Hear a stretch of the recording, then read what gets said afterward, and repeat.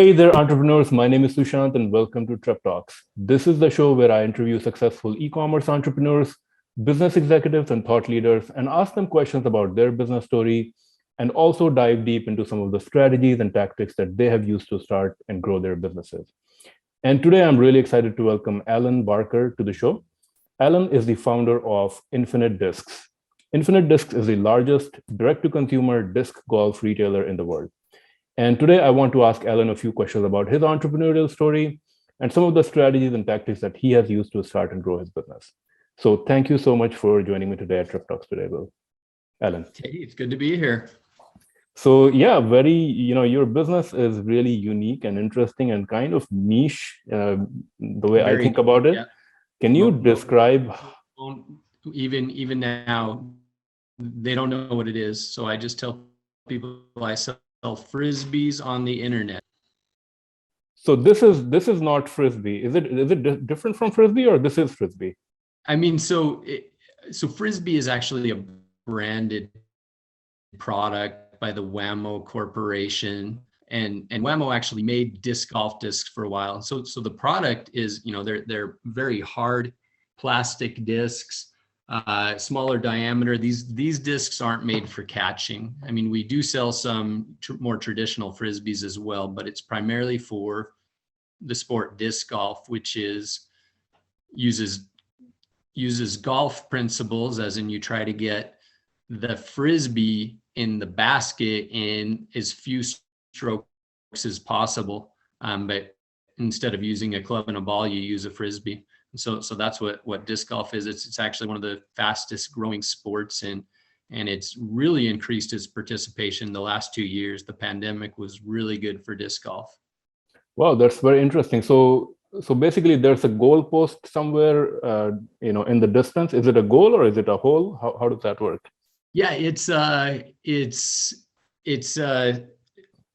it's called a basket, and so it stands, a couple feet off the ground, and it's a tray with chains. Let's see, do I have a picture here somewhere and so you just throw it in, and it hits the chains and then comes to rest. And as long as it comes to rest in the tray of the basket, then you hole out and you move on to the next hole. So were you a player yourself? Like, how did you learn about the sport, and how did you decide to actually start a business out of it? Yeah, so I first heard about disc golf and played a few times about 20 years ago. I was living in Tucson, Arizona, and Lubbock, Texas, and I played just with some friends, some frisbee golf a couple of times. Never really got into it. About 10 years ago, just before I started my business, a course was built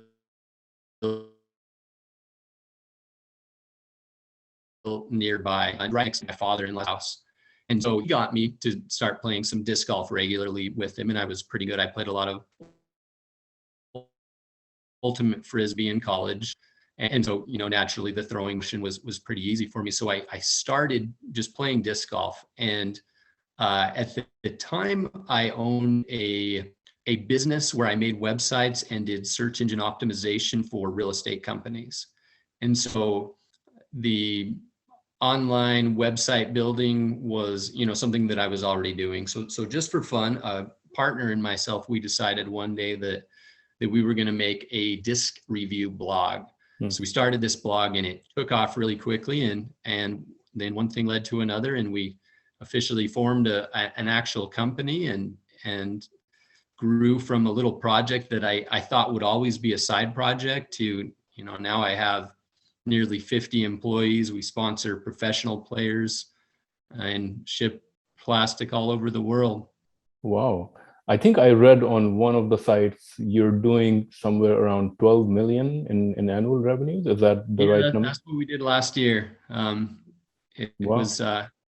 It's gotten much bigger than I ever thought. Initially when we first started our website, it's like, hey, if I can make $100 a day off of the website, then I can live off of that. So that's the goal. But it's a little bit more than $100 a day now. It's interesting that, a lot of people these days, when they want to start a business, they're thinking about all these, they want to be Elon Musk, they want to come up with such original ideas. And it's such a simple concept, and you're making millions, tens of millions of dollars. For in terms of the product itself, I see, behind you there's so many different kind of discs, and I think even on your website there's like different categories and different kinds. So can you explain a little bit about, what is the difference between different discs, and how does one know which one to buy? Yeah, so it's really complicated. To start out, really, you only need one disc to play disc golf. But as you get better, every disc has a slightly different shape, and that slightly different shape will give it a different fly.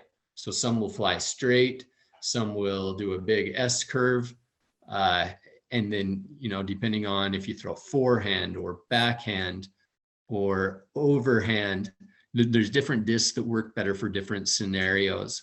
In addition, I mean, we're primarily a retailer, and so we sell, I think it's more than 55 different disc brands now. And so part of it is just branding. It's like different companies have discs that essentially do the same thing, but they're branded in different ways, and they have their own fans that they're trying to sell to.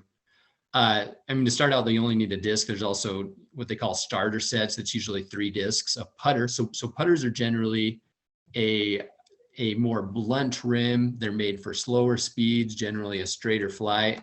Then there's a driver, like this disc I have right here, where it's a beveled edge. It's really sharp. You don't want to try to catch this disc. It'll hurt. But it's made to go through the air fast, so that you can get more distance. And then in between drivers and putters, there's fairway drivers, and there's mid-range discs, which are just kind of a combination depending on the distance of the hole you're going for, your preferred throwing style, wind conditions.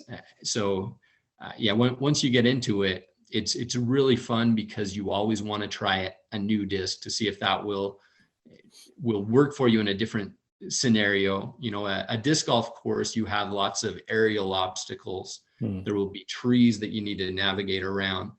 And so you'll want the disc to do just the right thing and then fade back at the right moment. And there's different throwing styles. So it gets pretty complex once you get, but you don't need a whole bag of discs all at once. The avid disc golfers all have lots of discs. They collect lots of discs. That's another big part of our business. Is we work with different artists to put special stamps on the discs.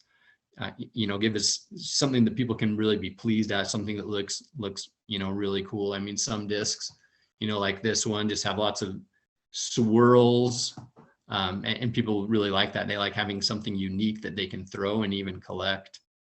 So it almost seems like, once someone gets into the sport, they start with one maybe, and then as they get into the sport, like they're likely to make repeat purchases. They're likely to.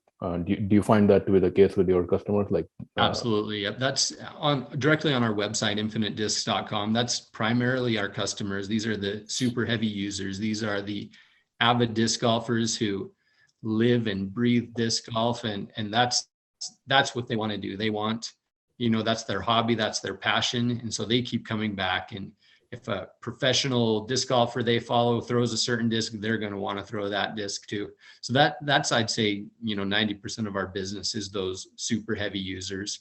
And then we do sell a lot to the beginners, the new players. We have all kinds of disc golf sets, but a lot of those people only end up buying once. It's only if they become passionate about the sport that they become our big users that spend thousands of dollars. So your business is completely online. It's completely direct to consumer. You don't have like retail stores, or do you sell to retailers? Yeah, we actually do have a retail location. And it's also during the pandemic, it really increased in business, just as locally so many more people picked up disc golf. But the bulk of our sales is online. We also have kind of a couple franchise stores, one in St. George, Utah, one in Pocatello, Idaho, that basically use our name, and they're just physical locations or storefronts. We'll go around to disc golf tournaments where we'll vend at these events and sell our products there. So let's go back to the start again. So you said, you started with the idea that, maybe you're going to make $100 of this thing. Can you share, like, at the beginning, did you just do something like a drop shipping business model just to try out the idea? Yeah, Um, no, it was even beyond that. Initially, it was just affiliate links. It was through mostly eBay affiliate links, Amazon. Anyway, so we did some affiliates, but we're like, wait, we hardly get anything. We just sold a disc and we made 11 cents. And so we then reached out and found a company that we did drop shipping to. And then after, I'd say about 3 months, and there were always some inconveniences with the drop shipping where if somebody would order a disc of a certain color and they wouldn't actually have that color. And so we'd have to communicate with the customer, and it just made kind of a headache. So that's kind of when we decided, well, it can't be that hard to ship a disc ourselves. So we started to make some of our own orders directly from the manufacturers, and slowly started getting our own inventory until now. Right now, we have nearly 100,000 different unique discs just wow. on our retail website, which seems like overkill, but there's just so much variety. That's how it is. Wow. So someone can go on your website and they can literally find 100,000 different kinds of discs right now. Yeah, yeah. I mean, and a lot of them are the same kind, but there Okay. will be different color variations, or Okay. even stamp on the discs. We'll use a different foil. One will be a rainbow foil. One will be an American flag foil. One will just be black. So, and disc golfers get kind of particular about that. They want something unique. Now, one interesting thing that I find that you said you were a um, web developer, or you designed website in your original job. Uh-huh. And when I went on your website, I mean, it's definitely more of an old style kind of a site. I'm sure it's very highly SEO optimized, but I don't think it's like a Shopify kind of, or a newer SaaS kind of a website. Can you share, like, is it built on like Magento or some old technology? And have you ever thought about like switching to some of these newer platforms like Shopify? Yeah, so initially our website was actually using WordPress, which is the same platform I used all of my real estate websites that I would make. Um, and is somewhere along there used to be a website called Rent-A-Coder, Okay. and then it changed its name to Freelancer, and then I think it's something else now. And so I just went on there looking for a custom developer, and I actually found a company in Pakistan, and this was even for my previous business, and they did some development work for me then, and we decided to reach out and have them build a custom website. With WordPress, we could only go so far. Mm. The big thing we were trying to achieve is the ability to provide a picture of every disc, because of the uniqueness in disc golf. That's what the customers wanted, and at that time there weren't websites that had that feature, as well as the customization for search. For disc golf, there's stability and flight path, so people could search for a certain flight path. Anyway, probably doesn't make much sense, but and so it was completely custom built. Mm. This was back in 2012 that we moved from WordPress to, hey, we need something custom, Mm. and then we've continued to work with this developer for the last decade, and we actually have a new website that was supposed to be released in 2020 that we're still making tweaks to. It's almost ready. It's a bit more modern, and it will offer us and our customers even better shopping experience, as well as just disc golf information. But yeah, so it's expensive doing your own development and having a custom built website, but for our unique niche, Mm. it's worked really well in the specific things we're able to do. Because if ever we have an idea, with enough time, we can make it happen. And there's definitely been times where I've wished I just had the more standard website. Trying to implement APIs Mm. is a little harder than the Shopify, where it's just, oh, install, and Mm. this already works with the website. Yeah. But because we're so invested in it, and it is how we operate, that we haven't seriously considered using another platform. But it's kind of, isn't it kind of a little bit risky also when you are thinking about moving or switching your site to maybe a different design or a different version or something. Because a lot of the times, like what I've heard is, when people do this, like right now your site is completely SEO optimized, it has a certain look and feel and usability. And I don't know what your conversion rate is through the website, but you move to a different design, to a different usability experience, and all your customers who are used to finding your products through the old site, they see the newer version, maybe they're not satisfied. Have you ever thought that there's a risk of transitioning that? Have you tried to think some sort of a risk Yeah, no, management? absolutely. And for me as a consumer, that's one of the most frustrating things. I hate it when like, no, I know how to work the website and now you changed it. I don't like that. Yeah. So yeah, that is a concern. Our new website, the functionality is mostly similar. The design's a little bit different, but that's one of the reasons we haven't fully launched it yet, because when you're doing 500 orders a day and any potential of downtime, if there are any errors that are going to break the site and make it not work, we don't want to risk that. When we switched from WordPress to our current site 9 years ago, it wasn't that big of a deal because our volume was so much smaller than it is now. But it's definitely a risky thing.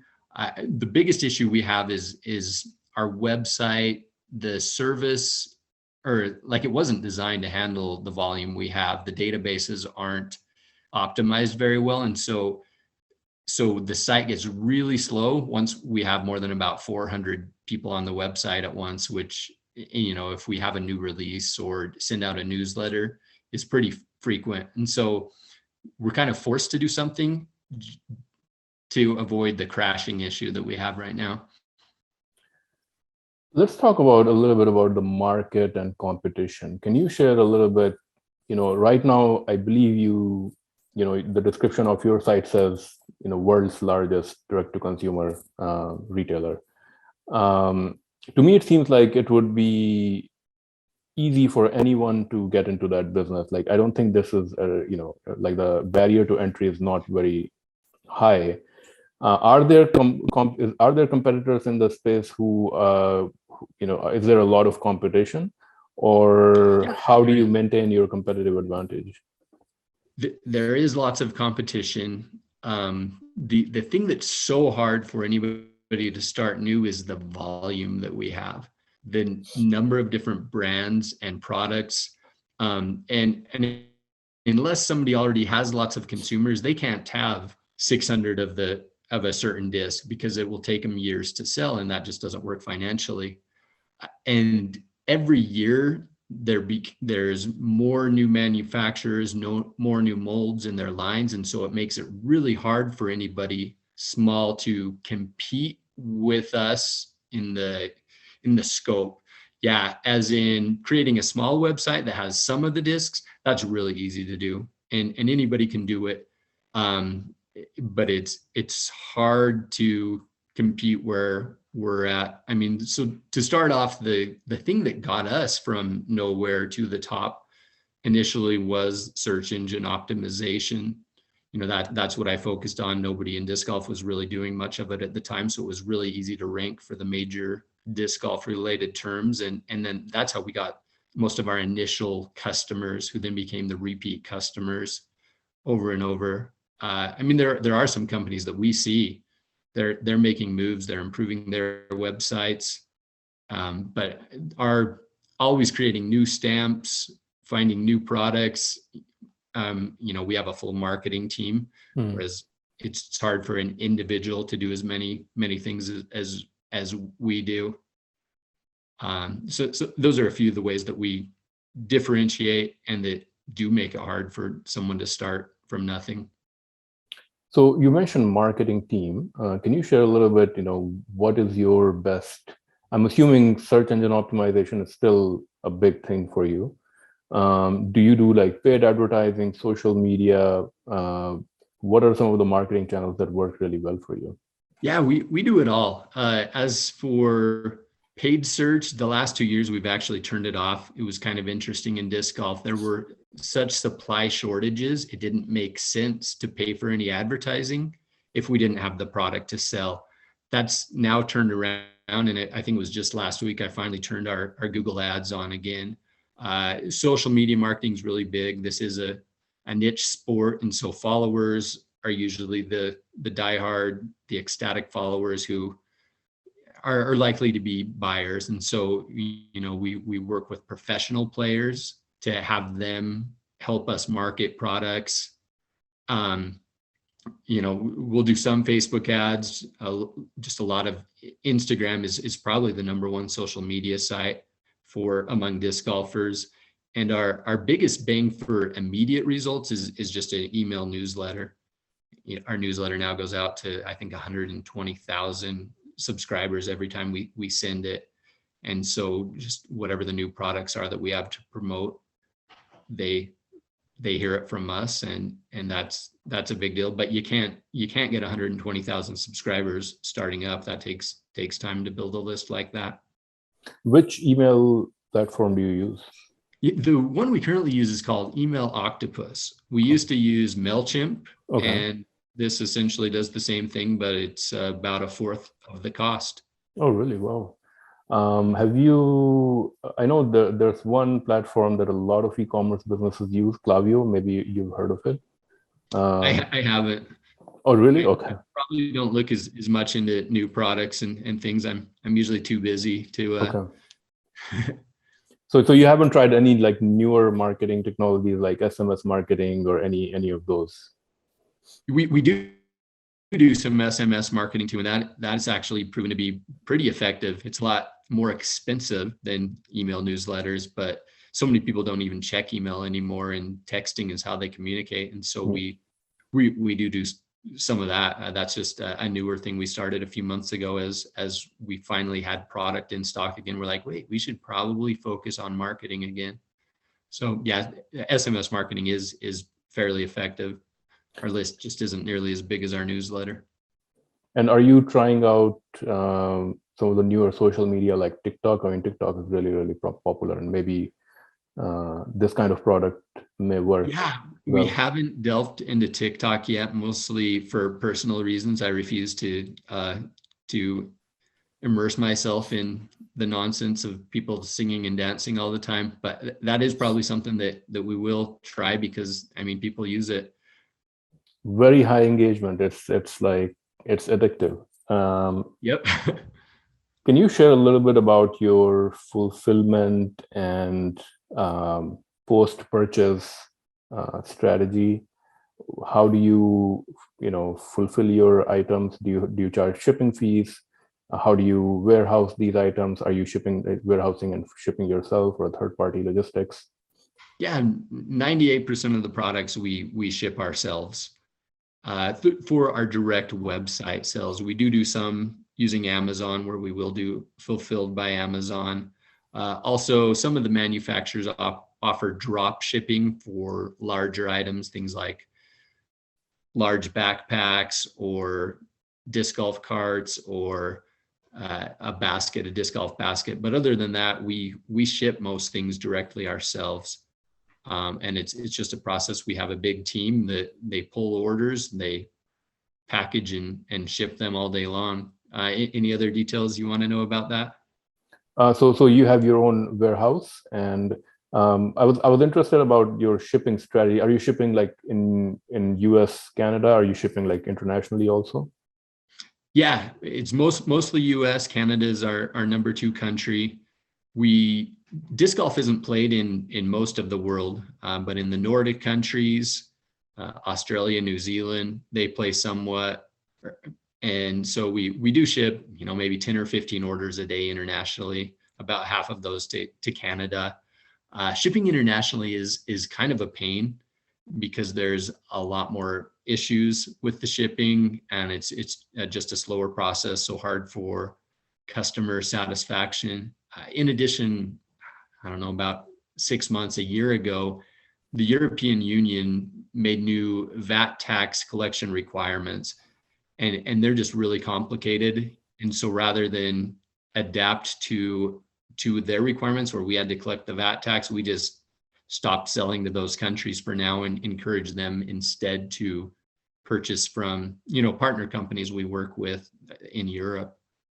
You asked about shipping costs. So we have a method that was just the way it worked with our original WordPress website, and we've stuck with it. And essentially it was the first item. So the first disc somebody purchases, we have a shipping charge, which is $3.50. And then the second disc, it adds another $2. The third disc, it's $1.50. And then that maxes the shipping. So somebody will usually pay about $7 total for shipping. And then we eat the rest of the costs. With shipping prices have gone up ridiculous amounts over the last year. So, and so we lose.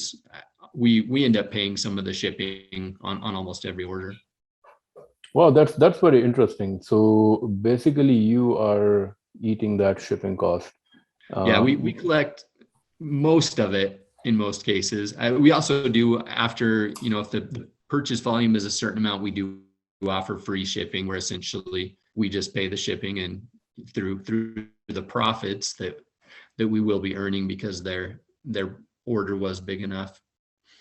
And you partner with like big carrier companies, or how like have you negotiated your own discounted pricing with carriers? How does that work? Yeah, that's exactly how it works. So we use a service called Easy Post, and they had some good rates on some carriers. But then as our volume has increased, the different reps from UPS, FedEx, DHL, they all come and they work with us because they want us to do more of our business with them than the competition. And so they lower rates. And so we do get some pretty good rates. It's not as big as a huge company, nothing like what Amazon can offer, but compared to a very small brand new company, we have some pretty good shipping rates. So you mentioned Easy Post. Easy Post is kind of like an API, right? It's correct. So did you actually go through the process of integrating Easy Post, your website, with Easy Post and using that for the shipping process? Yep, that's exactly. And then it goes and it compares the rates of the different carriers and tells us the best rate for that particular location. And then we generally select the lowest rate unless they're paying for a priority upgrade. Okay. So you said your team is about 50 people. Some of them are warehouse, some are marketing. What else? What else is? What does your management look like? Can you share a little bit about your team? Yeah. So my goal, it's kind of funny. The irony here is when I started Infinite Disc, the goal was to own the company but be hands off, so I could just do whatever I wanted without being tied down to having to operate the business. Which it was fun to be part of the business. So I shipped orders directly myself in the beginning and couldn't get away from it. And then there got to be the point where, like many entrepreneurs, it takes over your life and you do everything and it gets overwhelming. I have two people that are kind of over me, one that's over our marketing arm and one that's over the operation arm of the company. And for the most part, they handle the day-to-day operations now. We have like a customer service team where that's all they do is customer service, handle our retail store. And then nearly everybody else just works in our warehouses doing different packaging and shipping duties, sorting items, stocking items. Okay. So one additional question about so you're not necessarily manufacturing these discs. You're simply just going to different brands and just buying, what they're producing. Is that? Yep, exactly. So it's we work with the different manufacturers and buy from them. And because of our volume, we usually get some pretty good rates. We have our own Infinite Disc brand of discs as well, but we don't actually manufacture that. Our discs are manufactured by Innova Champion Discs, which is currently the #1 manufacturer of disc golf equipment, and they're located in California. Okay. So I know in every founder's startup story, there's always, mistakes made, lessons learned, failures. Can you look back at your 9, 10 years of running this business? What were some of the big mistakes made? One or two examples, and what can other founders learn from them?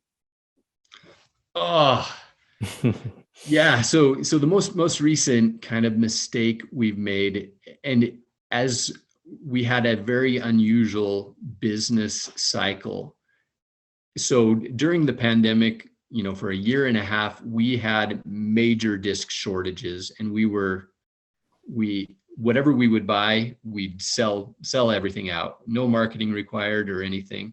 And so we got in this habit of ordering whatever we could get. Didn't matter what the brand was, what cost we were paying, and prices went up a lot for us from all our different suppliers.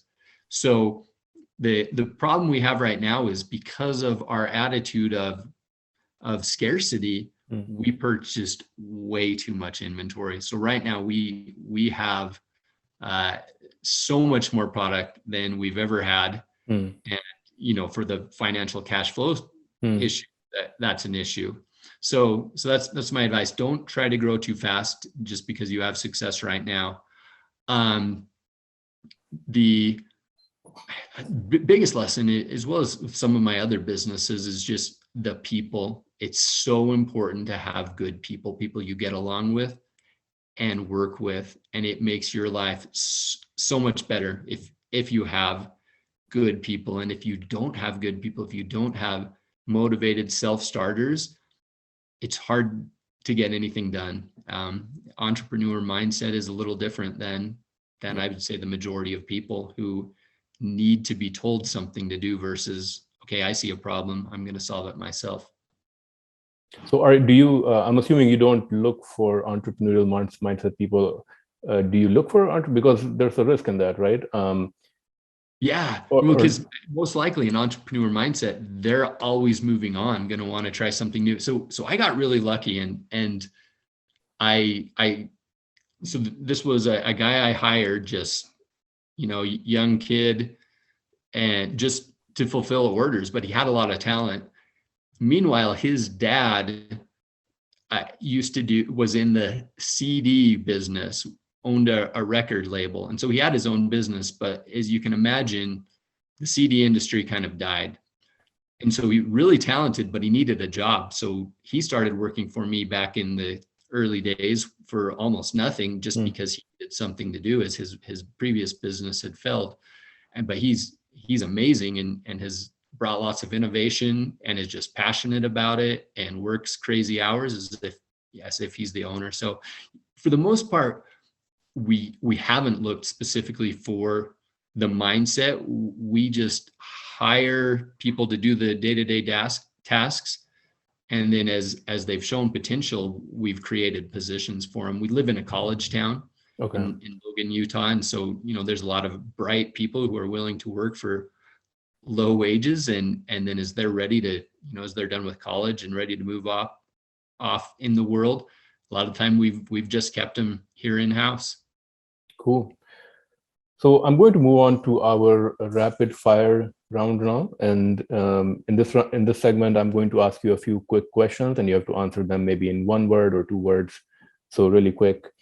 One book that you would recommend to entrepreneurs or business professionals in 2022, and why? 7 Habits of Highly Effective People. And this, I actually read it when I was in high school as part of a class.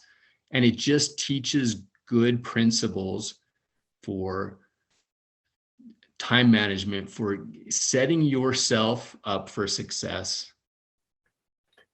An innovative product or idea in the current e-commerce, retail, or tech landscape that you feel excited about? Yeah, I'm gonna have to, I can't think of anything. So 0 words. Okay. A business or productivity tool or software that you would recommend, or a productivity tip? So one for e-commerce that I use currently that's kind of been a game changer is called Sellbrite. And what it does, so primarily our business is our own website, infinitedisc.com. but we also have products that we try to sell on third-party sites, Amazon, eBay, Walmart. There's numerous others, and Sellbrite. So that product allows me to list inventory in one place that's then shared to all those other websites. Yeah, I believe it's called a channel management software. Right. A startup or business in e-commerce, retail, or tech that you think is currently doing great things. Okay, not a startup, and something that I think is not doing great things in some ways, but great things in others is Amazon, and just the way they've dominated every aspect of e-commerce. The thing that I think that's so bad, these are supposed to be rapid fire questions. I'm offering No, go ahead. full explanations, is the way Amazon is turning our world from my industry, and I imagine others, is it's impossible to have any product that's not made in China, just because the prices need to be so cheap to be competitive on that. And Amazon has a lot of fees. Other thing that makes it so hard in e-commerce with Amazon is that whole false notion of free shipping. Shipping is expensive. It's not really free. And so, but people are reliant and expectant on that. And so Amazon, it's great. It's made our lives easy, but in many ways it's changing the world, and it's making it really hard. So most disc golf discs are manufactured in the United States. And even though it's a fairly simple product, it's really hard to be competitive on Amazon with so many Chinese products taking over. A peer entrepreneur or business person whom you look up to, or someone who inspires you? Yeah, I'm at a blank there. I guess I'm too involved in my own world to pay attention. We'll just say Elon Musk, because Okay. that is amazing. I mean, I guess that's the default answer for everyone. Best business advice you ever received or you would give to other entrepreneurs? Okay, I'm not very good at making things one word. So I'm going to say, so the reason I've been able to have businesses is by having money. So my key is, don't spend money for things you don't need. So tell you the story. We'll go back to the beginning. When I was in college, I started selling pest control and dish network satellite systems door to door. And I just saved all my money. So I had lots of money, just in the bank. And so when the time came when I found opportunities for my own businesses, I was able to do them, because every business I've ever started, I've had to work for free for like 2 years. No pay. I couldn't take anything. Otherwise the business wouldn't survive.